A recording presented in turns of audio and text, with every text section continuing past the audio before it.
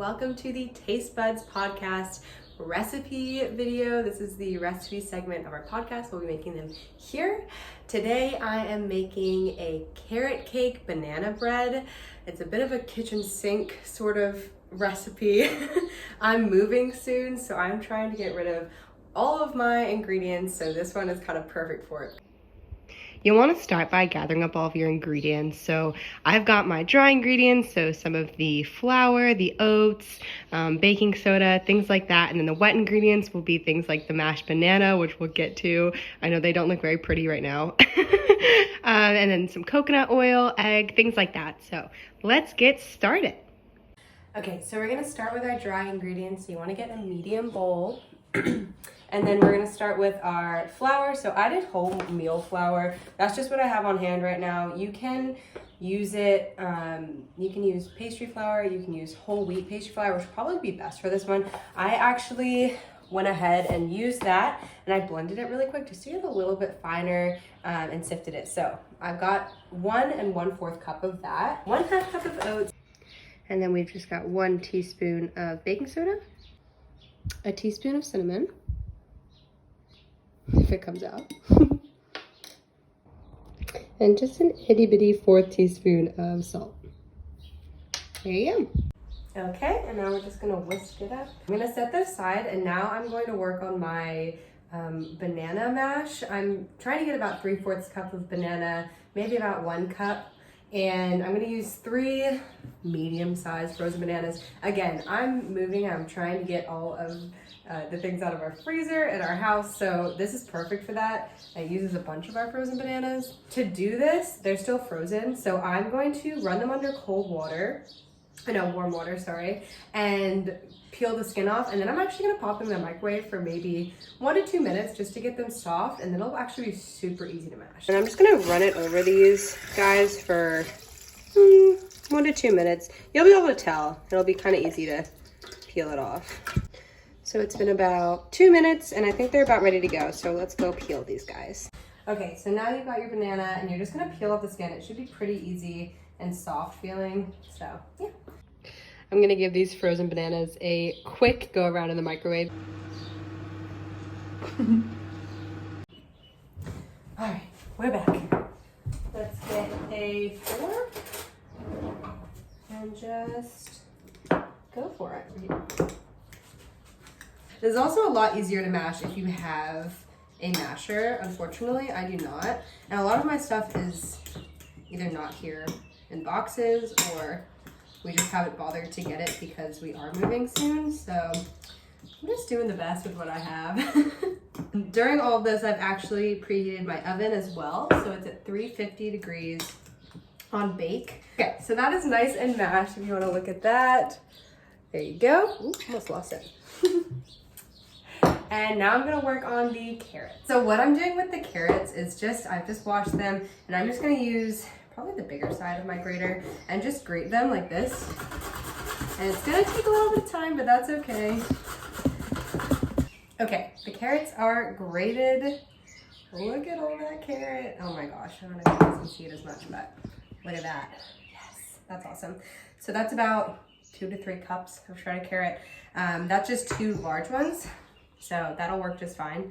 The reason that I needed to use carrots and why I wanted to make carrot cake is because we are in lockdown. I don't know about other supermarkets, but the supermarket near us makes it really difficult to get 1 vegetable at a time during lockdown, because it makes sense. They don't want people like grabbing all the vegetables, but to get a carrot, we had to get a 1 kilogram bag of carrots, which means that we had about, I don't know, 20 of those carrots.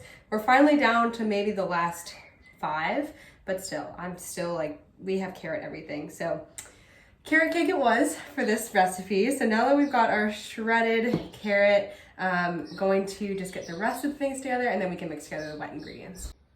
Okay, so I've gotten all of the wet ingredients together. I transferred the carrot to a bowl, and then I've got my mashed banana, my 1 teaspoon, of vanilla extract, 2 tablespoons of coconut oil. You can use butter as well, or any really oil for this. I just use coconut oil because I have it on hand and I'm trying to get rid of it. I've got 1 egg, and then I've also got a 1/2 cup of coconut sugar. You can use brown sugar here too. I just had coconut sugar on hand. I was using it for another recipe. Doesn't matter what kind of sugar it is. One's not going to be better than the other. One is not healthier than the other. Sugar is just sugar, guys. So I'm just going to put these all together in the bowl like this, and I'll whisk it up. And now it looks like this.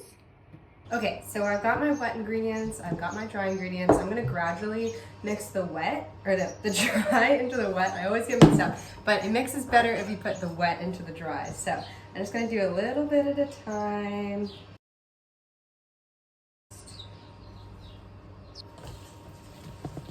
And now I'm gonna do the last. That was all of it. So this is kind of what we're looking at. Looks kind of like a wet dough, which is perfect. That's what we want to see. I also was going to put some shredded coconut and nuts in there, but I decided against it. I just feel like, I don't know, maybe I'm just not feeling it. I'm not in the mood. So not going to use the shredded coconut. I'm going to use this for some smoothies instead. And the nuts will just be snack. But if I were to, I would do probably a 1/4 cup or a 1/2 cup of shredded coconut. And I would probably just take these, pop them in the food processor, or even just hand chop them and throw them in there. But I think I'm gonna give it a miss on this one. Yeah, so it'll kind of look like this. You just want to make sure it's spread out evenly across the pan. Yeah, perfect. Okay, now I'm just gonna pop it in the oven for about 40 minutes. I'm gonna have a look at it, see how it goes. If it needs a little bit longer, that's okay. And then while we're waiting for it to bake, we're gonna work on the cream cheese drizzle. All right, everyone, it's time. It should be ready, so I'm gonna go ahead and pull it out. So I actually had to wait for the cream cheese to get soft while this was baking. So I'm actually gonna make the cream cheese drizzle while this is cooling. So that's all set and ready to go. I'm going to mix all of my ingredients. So forgot to turn the oven off.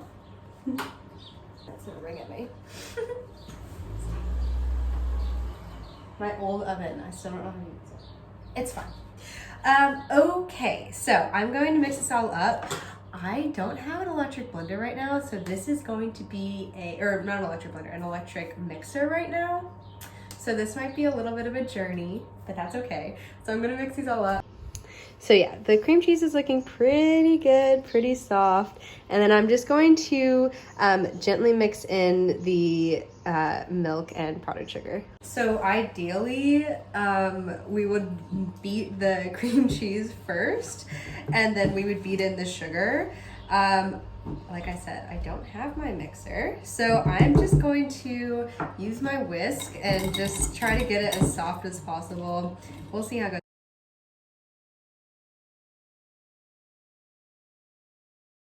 Now I'm gonna do the same thing with my powdered sugar, so I'm just going to, I think I'm gonna do a little bit at a time just to make it a little less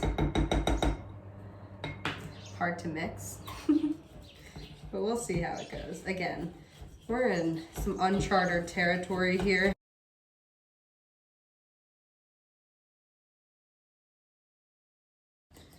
I did sift this powdered sugar beforehand though, so it is at least gonna be like not clumpy, so that's good.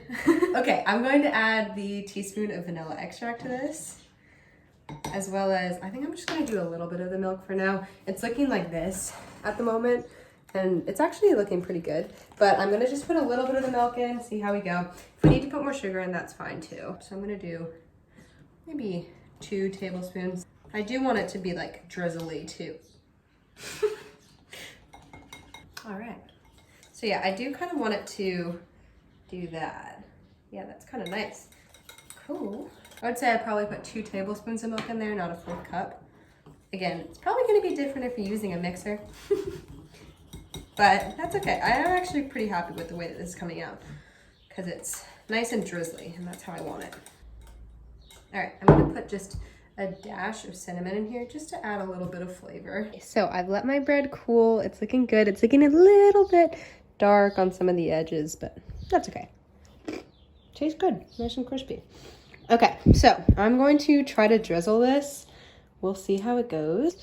I'm a little bit nervous that I'm gonna mess it up on camera, but that's okay. Like I said, not perfection here. Ooh, look at that, yes. That's perfect. All right, I'm gonna keep on doing that and show you what it looks like in the end.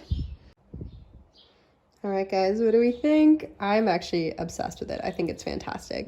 It's okay if it gets messy. That's kind of the point. Moment of truth here, guys. I've got a serrated knife. Let's just give this side a little. What do we think? Yum. Oh my gosh, I'm so excited. That looks great. Yay! So I'm so excited to share this recipe with April. I'm going to give it a little taste. So I'm gonna get a bit here. Let's see how we go. Ooh, it's still like nice and warm too.